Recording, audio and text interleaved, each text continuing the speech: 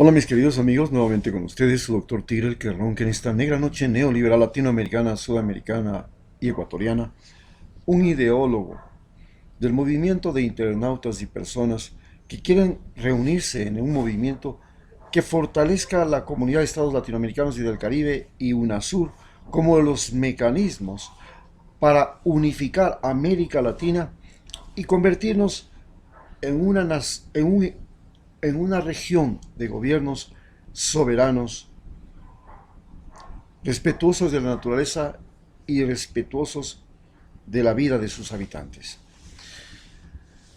Hoy analizaremos cómo es que las medidas económicas y las elecciones se han convertido en el punto de arranque de los estallidos sociales en toda América Latina.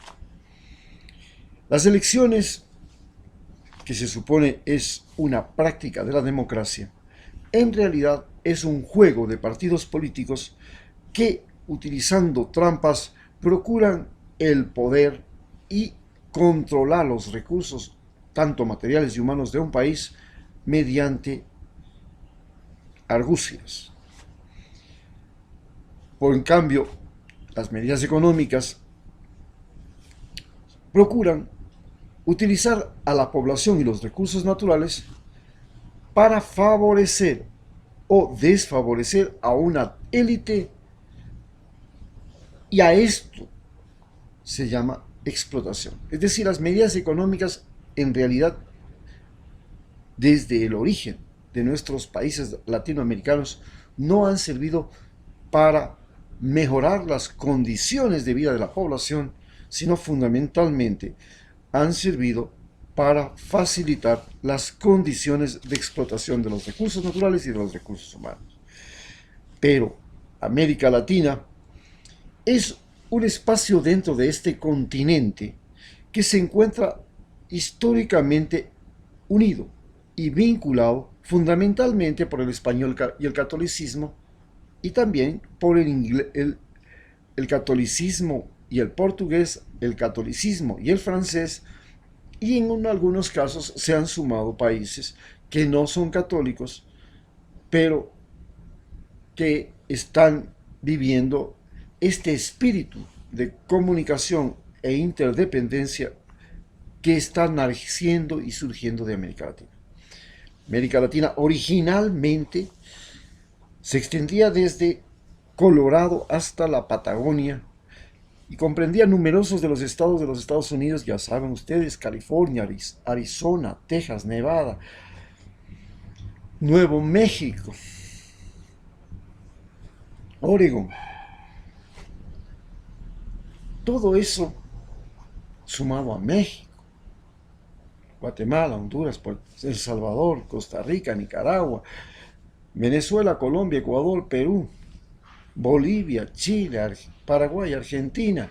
Luego tenemos Brasil, las tres Guyanas. Y ya en Centroamérica, pues tenemos, y en el Caribe tenemos Cuba, Puerto Rico, República Dominicana, también de hablas españolas, sumadas a las islas del Caribe, de lo que fueron las comunidades británicas como Trinidad y Tobago, Barbados, Jamaica. Todos estos países ahora forman un gran conglomerado que se llama CELAC, la Comunidad de Estados Latinoamericanos y del Caribe. Pero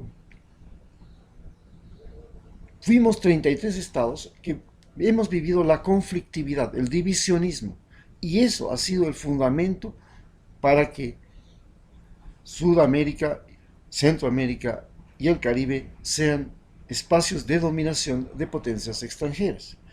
Este sistema de divisionismo fue alimentado fundamentalmente por Inglaterra después de las guerras de la independencia y por Estados Unidos mediante ejércitos nacionales que son alimentados, uniformados, equipados, entrenados, se pagan sus seguros sociales, sus casinos, sus recreaciones, sus institutos educativos, todo, pero obedecen a órdenes directas del Pentágono.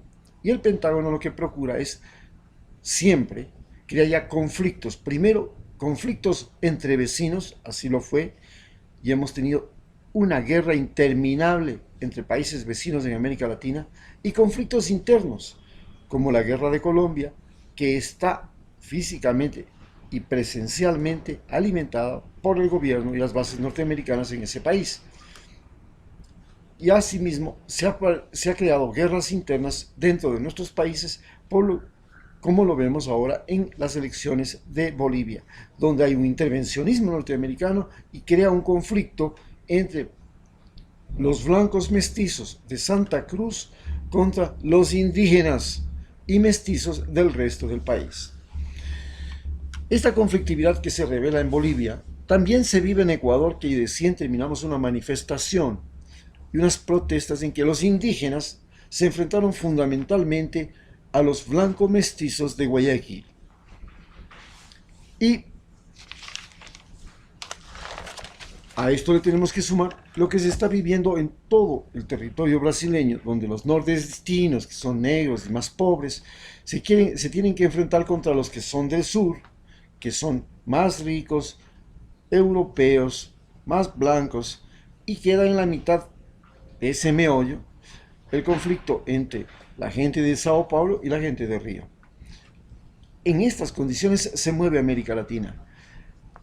La conflictividad que existe dentro de cada uno de nuestros países es tan tremenda que se puede decir que existen más divergencias entre un guayaquileño y un quiteño que entre un venezolano y un ecuatoriano.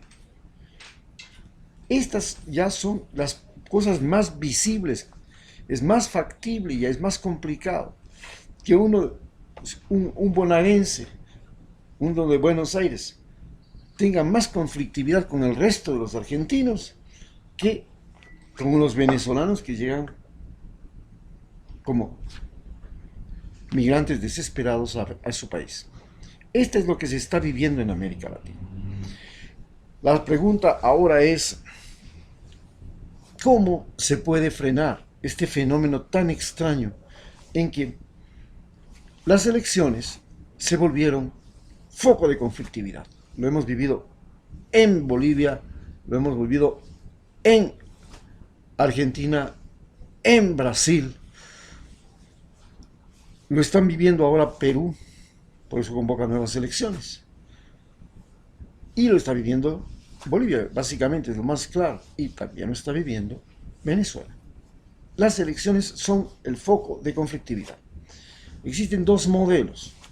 El uno es un modelo en el que se convoca a todos los interesados a participar y participan. Pero resulta que en este modelo donde todos participan, curiosamente los que tienen más posibilidades de ganar son los que están por el socialismo, llamado socialismo del siglo XXI. Lo prueba Argentina, lo prueba las elecciones de Bolivia. Seguramente mañana, que son las elecciones de Uruguay, seguramente Uruguay también se irá por el socialismo del siglo XXI, porque cuando participan los candidatos de socialismo del siglo XXI, es muy factible que ganen las elecciones. Entonces, se han inventado nuevos modelos de hacer elecciones para tratar de excluir a los candidatos del socialismo del siglo XXI. Y lo tenemos en Brasil. En Brasil entonces se hacen elecciones y se procura que por nada del mundo participe Lula. Para eso se lo mete en la cárcel, le hace acusaciones falsas y no participa Lula. Ahora se lo quiere hacer en Bolivia. Se le saca a Evo Morales, se da un golpe de Estado, se quiere hacer nuevas elecciones y no se quiere que participe Evo Morales. Se lo quiere hacer en Ecuador. Se le coge, se le enjuicia jurídico, se le mete 29 juicios a Rafael Correa y a los seguidores de Rafael Correa, a los que estén más cerca, se le busca por todos lados la quinta pata al gato y se procura elecciones sin la presencia de los socialistas del siglo XXI. Este fenómeno de elecciones donde los militares fundamentalmente intervienen tomando partido para evitar que lleguen candidatos que no sean de su agrado, es uno de los mecanismos de intervencionismo norteamericano que han saltado y están saltando en este denominado juicio a Donald Trump.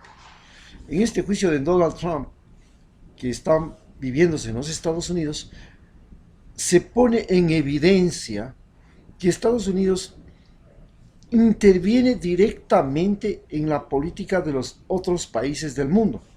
Pero lo más grave de todo no es que sean los Estados Unidos los que intervengan, sino que Estados Unidos ha generado un Frankenstein. Y este Frankenstein llamado Donald Trump, y al que le sucederán otros Frankenstein, también con la particularidad de ser multibillonarios, ya no solo quieren ser presidentes de los Estados Unidos, controlar las fuerzas armadas de los Estados Unidos, sino que quieren directamente decidir la suerte y muerte de otros países. Y eso lo vemos en Ucrania. Y lo quieren hacer no para conseguir que Estados Unidos siga ejerciendo su hegemonía mundial, sino para ganar campañas electorales, es decir, para satisfacer su capricho, su vanidad o sus intereses.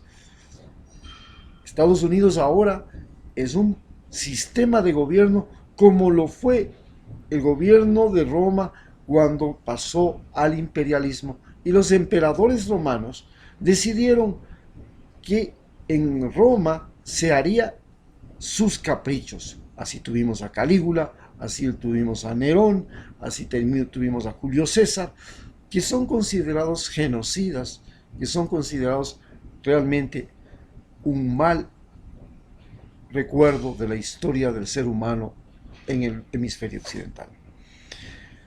Se plantea entonces la situación. ¿Qué es lo que está pasando? ¿Cómo se puede hacer para que esto no suceda? Evidentemente el sistema electoral que estamos viviendo no funciona. Y esto lo vamos a explicar en nuestra siguiente charla. Muchas gracias.